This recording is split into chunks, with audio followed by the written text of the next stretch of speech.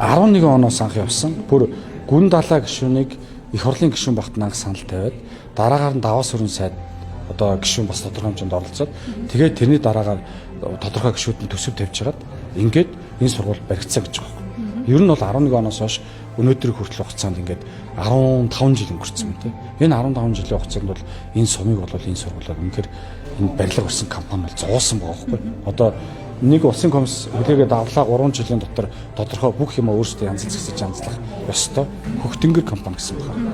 Тэнгүүд энэ секцээ аваач дотор талдаа муу халаалт хийдэг байгаа. Секцэн дотор гэж хэлээд авч секц нэг жилд нь авч секц тавиулаад нөгөө жил нь болохоор уурын зохич ажиллахгүй гэж хэлээд уурын зохион дахин шинжилүүлж хөрөнгө гаргуулад ахиж янзлаад ахаад нөгөөдг нь халахгүй байна гингүүд манай 3 жил туслаг алхавчих. Тэгэл багхгүй. Ерөөсө ашиглалтын 3 жилийн хугацаанд бид нар ингээ хангаж чадахгүй л алхавчих. Ерөөсө бүх сургууль цэцэрлэгүүдийн асуудлын нөхцөл байдалтай орон нутагт бол маш хүн нөхцөл байдалтай байна. Тэгээд энэ сангийн яамныхан газар орон нутагтаа явж ажилладаг байх хэрэгтэй. Боловсролын сайдын үүсээд байгаа багш нарын асуудлыг нэг тийш шийдэхгүй бол сүүлдээ гэр бүлийн хүч хэрхэл гарч эхэлж шít. Энэ чинь болохгүй асуудал шít. Тийм үстэй.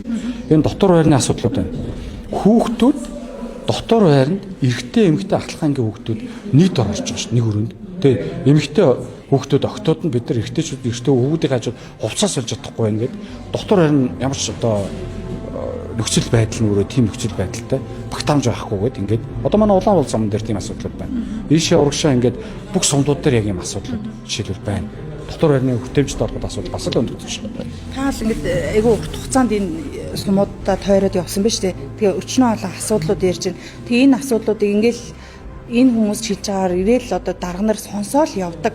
Тэгэл ямар ч өөрчлөлт байхгүйгээр энэ сургууль жишээлбэл ингээл 6 дахь жил рүүгээ орсон байгаа байхгүй юу. Тэгэхээр таа ч гэсэн тэдний нэг болоод өнгөрөх юм уу? Та одоо яг энэ сургууль дээр юу хийж чадах вэ? Гэхдээ одоо бид нар бол эхний ээлжид би сайн 12 сайттай өөрөө шууд уцаарлаа шүү дээ. Одоо бид нар энд байгаа энэ нүгссүү гарцсан энэ эсгүүдийг хамгийн түрүүнд бөглөх яаралтай засвар их ажлыг хийхийг одоо боловсролын яамны яаралтай шийдэх хэрэгтэй. Тэнгүүд боловсролын сайдын сая ярьж байгааг сонсож байгаа шүү дээ. Гэхдээ наа чи хуулиараа орон нутгийг хийх хэрэгтэй байна. Гэхдээ энд хүүхдүүд хөлдөж өгөх гээд багт тэнд хууль яриа суугаад гарс гарлаа байхгүй чи яаралтай оронд дээр онцгой байдлын гамшиг ингээд зөндөө олон зардлууд байдаг шин. Хэрвээ боловсролын сайд хийж л байгаа юм бол засгийн газрынхаа үндсэн кабинетийн зарчмаар ажиллах хэрэгтэй. Кабинетийн зарчим дээр юу гэхээр гамшигын тухай хуулиар өнөөдөр онцгой байдал шадар сайд чинь энэ бүх асуудлыг хариуцаад улсын одоо засгийн газрын нөөц чинь тодорхой хүрээнд онцгой байдлын нөөц шадар сайд дээр багш. Өдгөө тэгээд шадар сайдтайгаа уулзаад энэ асуудлыг шийдвэрлэх талаар хөөцлөх хэрэгтэй байхгүй юу? Одоо би сургуулийн удирдлагуудаас асууж байгаа нь юу вэ гэхээр төсөв гарсан юм уу? Төсвөө яаралтай өгöd. Тэгээд ерхий сайдад болох бол хандъя.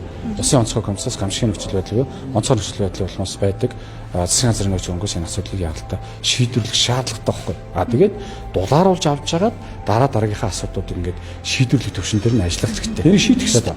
Одоо тэр шийдэж төргөө сонгоцсон гэж шүү. Миний хувьд бол энэ тойрог тулгамдсан асуудлуудыг бид нар шийдвэрлэж явж байгаа учраас энийг шийдэн дөөр арга байхгүй. Тэгэл улсын онцгой комисс тодорхой хэмжээний засгийн газрын түвшинд нөөцөөс нь гаргахаар асуудлыг шийдэж дөөр арга байхгүй шүү.